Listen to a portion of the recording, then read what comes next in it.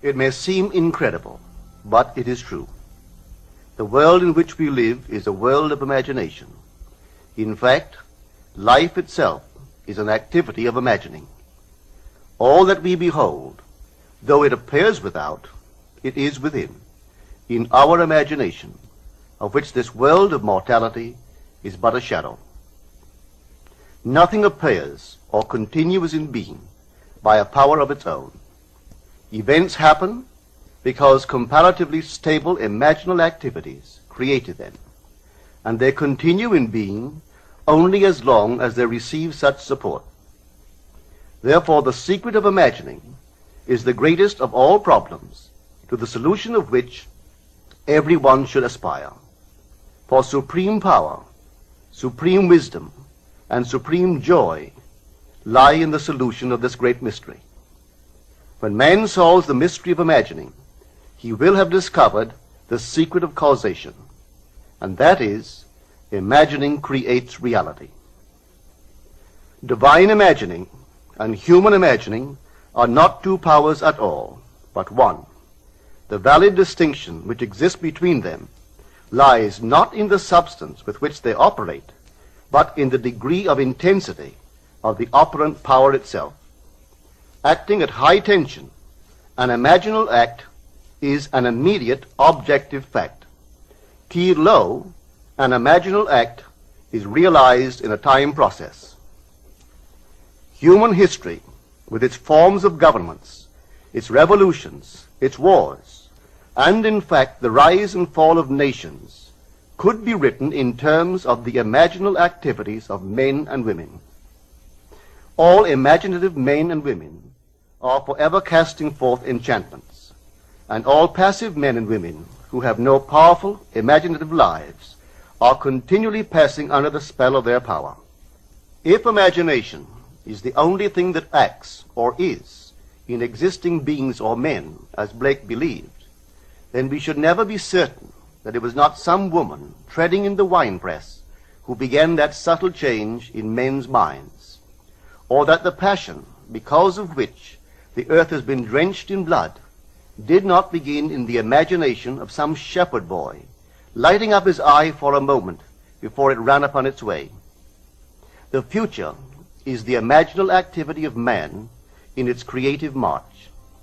Imagining is the creative power, not only of the poet, the artist, the actor, and orator, but of the scientist, the inventor, the merchant, and the artisan. Its abuse in unrestrained, unlovely image-making is obvious, but its abuse in undue repression breeds a sterility which robs a man of actual wealth of experience. Imagining novel solutions to ever more complex problems is far more noble than to restrain or kill out desire. Life is the continuing solution of a continuously synthetic problem. Imagining creates events. Our world, created out of men's imagining, comprise unnumbered warring beliefs. Therefore, there can never be a perfectly stable or static state. Today's events are bound to disturb our yesterday's established order. Imaginative men and women invariably unsettle a pre-existing peace of mind. Hold fast to your ideal in your imagination. Nothing can take it from you but your failure to persist in imagining the ideal realized. Imagine only such states that are of value or promise well. To attempt to change circumstances before we change our imaginal activity is the struggle against the very nature of things. There can be no outer change until there is first an imaginal change. Everything we do, unaccompanied by an imaginal change, is but futile readjustment of surfaces. Imagining the wish fulfilled brings about a union with that state, and during that union we behave in keeping with our imaginal change. This shows us that an imaginal change will result in a change of behavior. However, our ordinary imaginal alterations, as we pass from one state to another, are not transformations, because each of them is so rapidly succeeded by another in the reverse direction. But whenever one state grows so stable as to become our constant mood, our habitual attitude, then that habitual state defines our character and is a true transformation. Now let me call your attention to the design on the cover of this record. You will notice a man sitting on a park bench, imagining himself to be in a home. This is the secret of those who lie in bed awake while they dream things true. They know how to live in their own dream house until, in fact, they do. Man, through the medium of a controlled waking dream, can predetermine his future. That imaginal activity of living in the feeling of the wish fulfilled leads man across a bridge of incident to the fulfillment of the dream. If we live in the dream, thinking from it and not of it, then the creative power of imagining will answer our adventurous fancy, and the wish fulfilled will break in upon us and take us unawares. Man is all imagination. Therefore, a man must be where he is in imagination, for his imagination is himself. To realize that imagination is not something tied to the senses or enclosed within the spatial boundary of the body is most important. Although man moves about in space by movement of his physical body, he need not be so restricted. He can move by a change in what he is aware of. However real the scene on which sight rests, man can gaze on one never before witnessed. He can always remove the monkey if it upsets his concept of what life ought to be. This ability to mentally move from things as they are to things as they ought to be is one of the most important discoveries that man can make. It reveals man as a center of imagining with powers of intervention which enable him to alter the course of observed events, moving from success to success through a series of mental transformations of nature, of others, and himself. How does he do it? Self-abandonment. That is the secret. He has to abandon himself mentally to his wish fulfilled, in his love for that state, and in so doing live in the new state and no more in the old state. Now we can commit ourselves to what we do not love. So the secret of self-commission is faith plus love. Faith is believing what is incredible.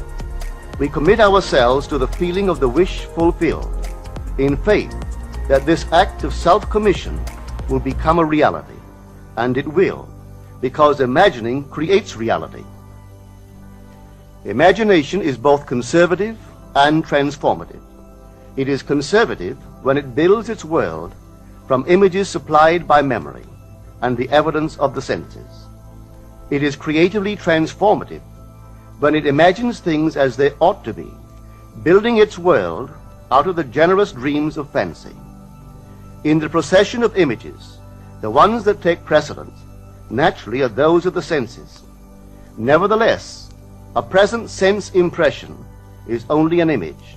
It does not differ in nature from a memory image or the image of a wish.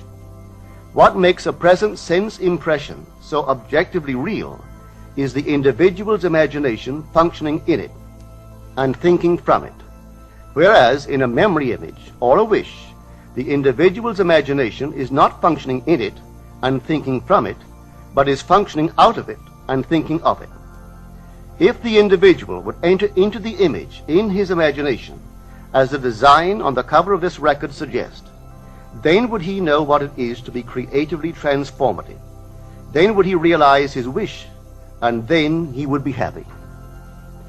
Every image can be embodied, but unless man himself enters the image and thinks from it, it is incapable of birth. Therefore it is the height of folly to expect the wish to be realized by the mere passage of time. That which requires imaginative occupancy to produce its effect obviously cannot be effected without such occupancy. We cannot be in one image and not suffer the consequences of not being in another. Imagination is spiritual sensation. Enter the image of the wish fulfilled, then give it sensory vividness and tones of reality by mentally acting as you would act were it a physical fact. Now this is what I mean by spiritual sensation. Imagine that you are holding a rose in your hand. Smell it. Do you detect the odor of roses? Well, if the rose is not here, why is its fragrance in the air? Through spiritual sensation, that is, through imaginal sight, sound, scent, taste, and touch, man can give to the image sensory vividness. If he does, all things will conspire to aid his harvesting, and on reflection, he will see how subtle were the threads that led to his goal. He could never have devised the means which his imaginal activity used to fulfill itself. If man longs to escape from his present sense fixation, to transform his present life into a dream of what might well be, he has but to imagine that he is already what he wants to be, and then feel the way he would expect to feel under such circumstances. Let him, like the make-believe of a child who is remaking the world after its own heart, create his world out of pure dreams of fancy. Let him mentally enter into his dream. Let him mentally do what he would actually do were it physically true. He will discover that dreams are realized not by the rich, but by the imaginative. Nothing stands between man and the fulfillment of his dreams but facts, and facts are the creations of imagining. If man changes his imagining, he will change the facts. Man and his past are one continuous structure. This structure contains all of the facts which have been conserved and still operate below the threshold of his surface mind. For him, it is merely history. For him, it seems unalterable, a dead and permanently fixed past. But for itself, it is living. It is part of the living age. We cannot leave behind us the mistakes of our past, for nothing disappears. Everything that has been is still in existence. The past still exists, and it gives and still gives its results. Man must go back in memory, seek for and destroy the causes of evil however far back they lie. This going into the past and replaying a scene of the past in imagination as it ought to have been played the first time, I call revision. And revision results in repeal. Changing our lives means changing the past. The causes of the present evil are the unrevised scenes of the past. The past and the present form the whole structure of man. It is carrying all of its contents with it. Any alteration of content will result in an alteration in the present and future. Live nobly, so that mind can store a past well worthy of recall. Should you fail to do so, remember, the first act of correction or cure is always revise. If the past is recreated into the present, so will the revised past be recreated into the present. Or else, the promise that though your sins are like scarlet, they shall be as white as snow, is a lie. The question may arise as to how by representing others to ourselves as better than they really were, or mentally rewriting a letter to make it conform to our wish, or by revising the scene of an accident, the interview with the employer, and so on, could change what seems to be the unalterable facts of the past. But remember my claims for imagining. Imagining creates reality. What it makes, it can unmake. It is not only conservative, building a life from images supplied by memory. It is also creatively transformative, altering a theme already in being. The parable of the unjust steward gives the answer to this question. We can alter our world by means of a certain illegal practice, by means of a falsification of the facts, that is, by means of a certain intentional alteration of that which we have experienced, and all this is done in one's own imagination. This is a form of falsehood which not only is not condemned, but is actually approved in the gospel teaching. By means of such a falsehood, a man destroys the causes of evil and acquires friends, and on the strength of this revision proves, judging by the high praise the unjust steward received from his master, that he is deserving of confidence. Because imagining creates reality, we can carry revision to the extreme and revise a scene that would be otherwise unforgivable. We learn to distinguish between man, who is all imagination, from those states into which he may enter. An unjust steward, looking at another's distress, will represent the other to himself as he ought to be seen. Were he himself in need, he would, like the man on the cover of this record, enter his dream house in his imagination and imagine what he would see and how things would seem and how people would act after these things should be. Then in this state he would fall asleep, feeling the way he would expect to feel under such circumstances. Would that all the Lord's people were unjust stewards, mentally falsifying the facts of life to deliver individuals forevermore. For the imaginal change goes forward until at length the altered pattern is realized on the heights of attainment.